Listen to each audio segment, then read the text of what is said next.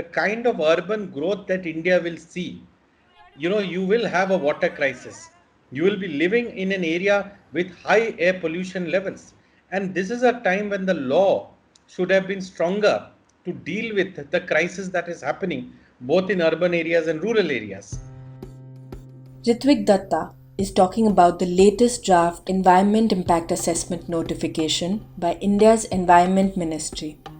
The notification, if finalized, will change how industries are regulated and weaken protection given to the environment. But what does EIA cover? In 1994, the Environment Ministry came out with the EIA notification, a process to regulate environment clearances for new projects or expansions. Environment clearance is needed by projects related to mining coal or other minerals, thermal and hydropower plants, real estate, and other industrial projects. The projects are assessed based on their potential impact on the environment by a panel of experts, which then recommends clearance or rejects it. The final decision is then taken by the Environment Ministry. In March, while the country was under lockdown, the draft was made open to public suggestions or objections. Many research and environmental organizations, student groups, and citizens have sent in their comments to the ministry. The deadline for inputs, June 30th, approaches even as the pandemic continues. It was meant to be a law which would help the government go ahead with accepting economic growth, accepting investments in the country, as well as ensure that their environmental footprint is kept under serious check, mitigation measures are put in place, and they are complied with. Industries have often seen this process of obtaining clearance as a hindrance, and many voices, including ministers, have termed it as an obstacle to development. It has changed several times and it has been stopped from being changed several times. And the last big overhaul of the EIA notification was 2006.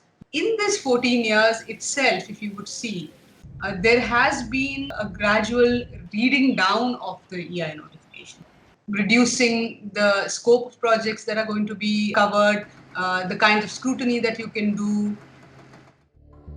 Attempts to compromise these processes might have benefited a few people, but contributed to damaging the environment, people, and the economy. The gas leak at LG Polymers in Andhra Pradesh on May 7th claimed the lives of at least 12 people and hospitalized many. The plant was operating over the last 2 decades without environment clearance. Poor regulation of environmental norms led to another disaster in the Pakjan oil field in Assam. The gas blowout and an unextinguished fire in the oil wells caused severe damage to livelihoods and the life forms in a region rich with biodiversity. The State Pollution Board had flagged that the oil well has been operating for over 15 years without obtaining prior consent to do so. By diluting public, official, and scientific scrutiny, the 2020 EIA draft seems to be leaning in favor of the industry and does not strike a balance between development and the environment. This is significant amidst the climate crisis and the COVID-19 pandemic fueled by the destruction of habitats and wildlife. One of the main changes the draft proposes is to reduce public participation central to the EIA process. And what it basically means is that the document that is prepared to examine whether the project is going to harm or have any adverse impact on the environment, that document is called an Environmental Impact Assessment Report. Now, that report should not, as per the process, does not directly go to the decision maker. That report is to be shared with the public. A person who may be affected by the project or anyone interested in knowing about its impacts can participate in public hearings or send written suggestions based on the EIA report. In the new draft, a list of project types are proposed to be exempted from public participation.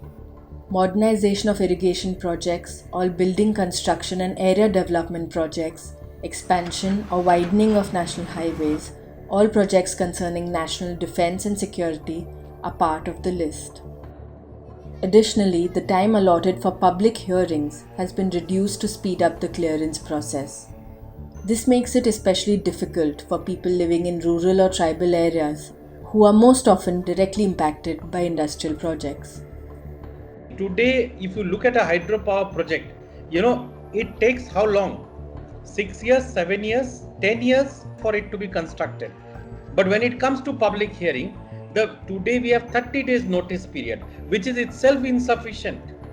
And now they are saying for public hearing, the notice period is 30 days. We are reducing it to 20 days. What will you achieve by 10 days? Only thing that will be achieved is people will not be able to participate. The big change is in this notification is how it views post facto assessments and violations. Originally, the EIA notification was based on the idea of evaluating the environmental impact before a project starts. But if the new draft is finalized, it leaves the field clear for industries to violate EIA norms first and seek clearance later. What was known to be a one-time amnesty scheme, all the projects that have violated the EIA notification to disclose that they have violated and go through a remediation process, a penalty process by the Ministry of Environment has been normalized. Coming back to LG Polymers in Visakhapatnam. A couple of years ago, it was among the several applicants for a post-facto environmental clearance. Its hearing was this May, but 10 days before the hearing, the gas leak incident occurred. How much do they have to pay? From the start of the violation till the day they come voluntarily to disclose that I have violated the law, a project like a coal-fired power plant or a hydropower project is now supposed to pay 5,000 rupees per day for violation, 1.5 lakh rupees per month, a 20,000 crore coal-fired power plant. All they required to do is not follow the law, set up the project and pay 5,000 rupees as environmental damages. It is an arbitrary exercise of power. It is giving reward to people who violate the law. An EIA report is supposed to contain information about the project site's ecology. In any Indian landscape, substantial changes occur with every season, hosting a variety of flora and fauna, which is then recorded on the EIA report. But the draft suggests that the baseline data shall be collected for only one season, aside from monsoon, for all projects other than River Valley projects. Unfortunately, project proponents don't realize is that you need a good EIA. Projects have become unviable largely because they have fudged information. Look at even cases like POSCO. What happened ultimately is that because during the EIA process, they undermined the existence of people and forest and their dependence on it. The single largest direct foreign investment in the history of India had to pull out, largely because of public opposition. Ultimately, a weak EIA report, or one where the clearance was fast-tracked, could lead to environmental damage and also become economically unviable.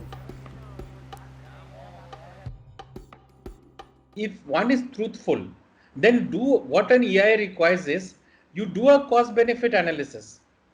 If it shows up that the loss of livelihood is not as much as the jobs and the benefits that are created, yes, it can be termed as development.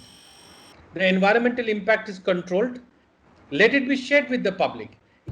Unfortunately, people say immediately, because we're coming out with a mine, it is development. Then show us the calculation.